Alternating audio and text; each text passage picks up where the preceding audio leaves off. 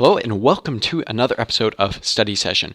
This one will be covering a topic in AP Physics 1 and in physics in general. It's called kinematics, and essentially this is just it's just kind of motion.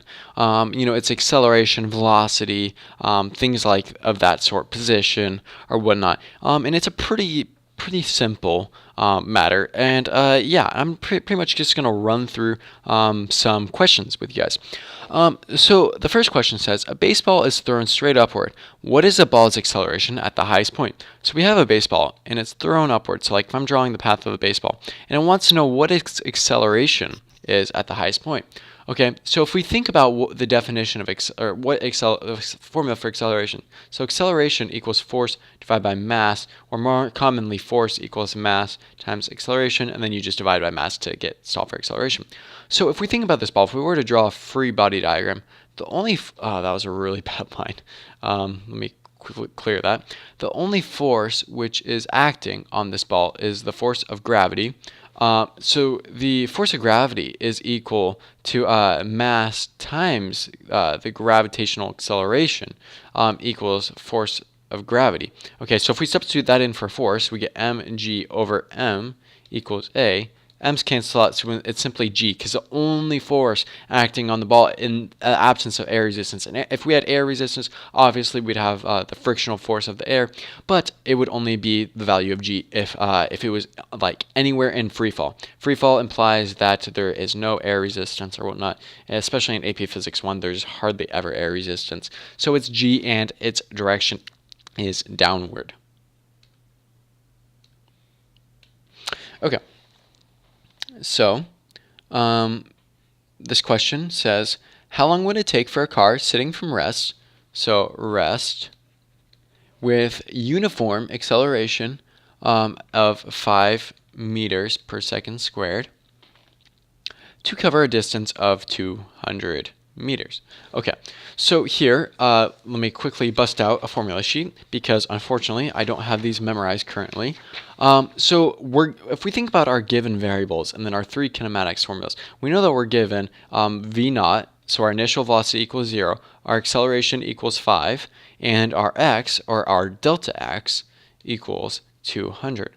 So if we look for a formula that first off solves for time, and second off, doesn't have any outside variables, we see that the second one actually, and we know that our xo we can call, that o was kind of xo we can call 0.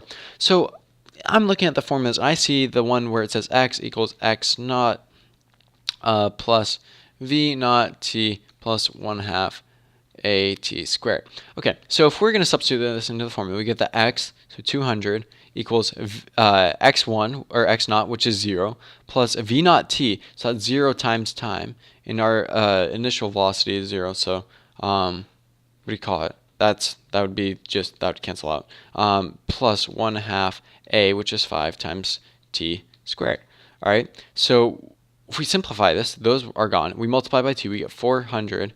Divide by 5, it gives 80 equals t squared. So t equals plus or minus square root of 80.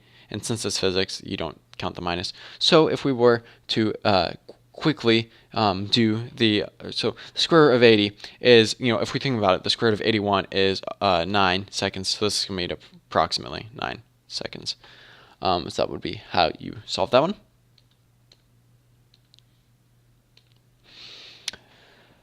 Okay, so our next one says a rock is dropped off a cliff and strikes the ground at an impact velocity of 30 meters per second. How high was the cliff? So if we draw a picture, this is our cliff, and we want to know the h, so the height, and our velocity at the bottom was 30 meters per second. We know that our acceleration equals 9 meters per second squared. Okay, so since it was dropped off a cliff, the v naught equals 0, so your initial velocity is 0. So if we put this into the first formula to solve for the time it took to fall, we get that 30 equals 0 plus 9.8, sorry, this should be 0.8, I don't know why I wrote 9, times t. Okay, so if we quickly solve for that on our calculator, so we do 30 Why does everything have to lag? Okay, so 30 divided by 9.8. So we get a t of 3.06 seconds. So our t equals 3.06 seconds. Okay, and now it wants to know our position. So we can simply plug it into our second formula. And yes, we could have done this all in one step with the third formula, but you know what? I didn't feel like doing square roots. But you could just substitute the values into the third formula, and that would have been easier. But let's just do this since I've already solved for time. So x equals x naught plus v naught t plus 1/2 a t squared. The v naught is 0, so that gets canceled out. X naught is 0. So we end up with x equals 1/2 9.8.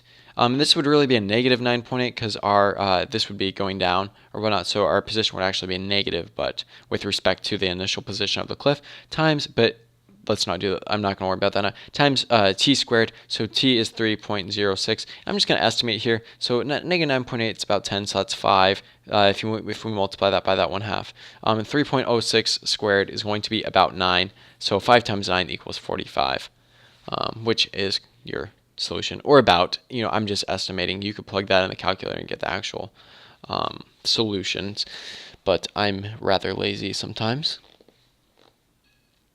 Okay, so this next one says a stone is thrown horizontally with an initial speed of 10 meters per second.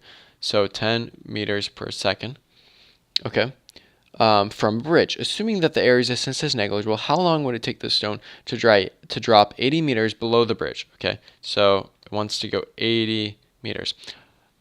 So this is a common question that we'll see because they want you to think that the horizontal velocity will change how long it takes to fall. But this is not the case.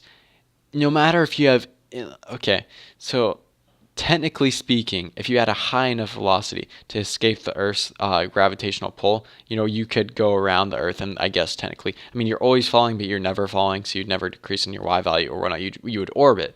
But for most cases, especially if your speed's only 10 meters per second, your horizontal velocity does not, unless you can orbit, your horizontal velocity does not affect how long it takes for you to fall.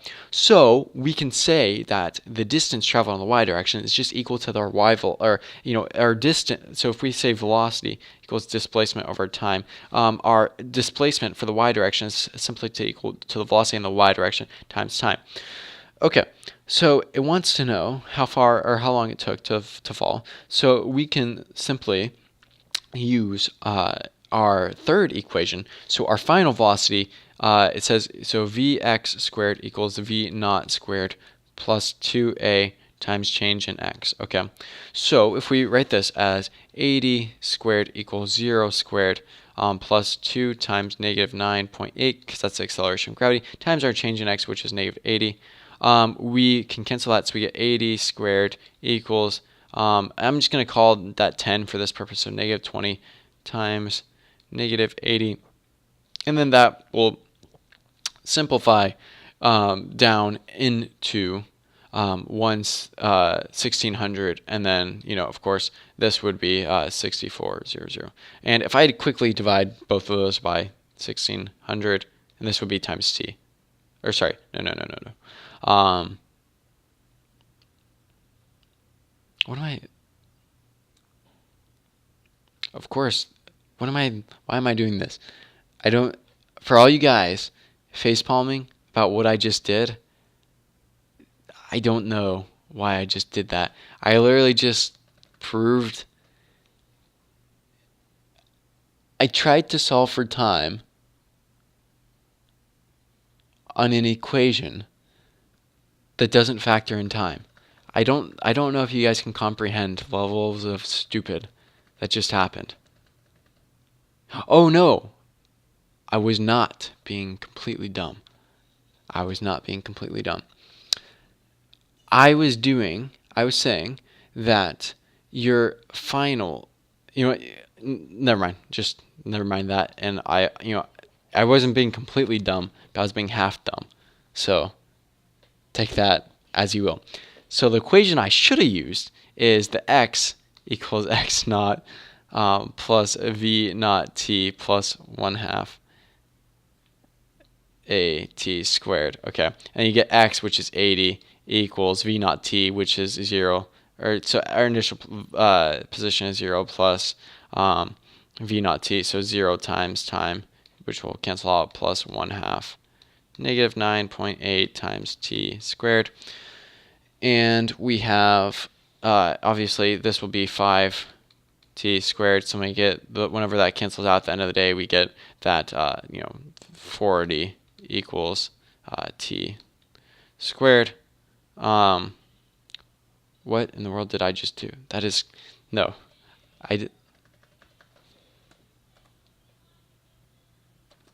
Sorry about that. I did take a quick break to just do some household chores and such. But I don't quite know why I wrote 40. I don't know why I thought that 80 divided by 5 would be 40. Maybe because I thought that 8 times 5 was 40. For some reason I thought that 80 divided by 5 was 40. But no. While I was taking out the trash, I was like, 80 divided by 5 is not 40. It's 16. So 16 equals t squared. And as a result, t would equal plus or minus 4. But this physics, there's no such thing as negative time. So t equals 4. So that is the end of this video. If I can do anything for you guys regarding any of the videos I've been making, any suggestions, be sure to leave it in the comments below.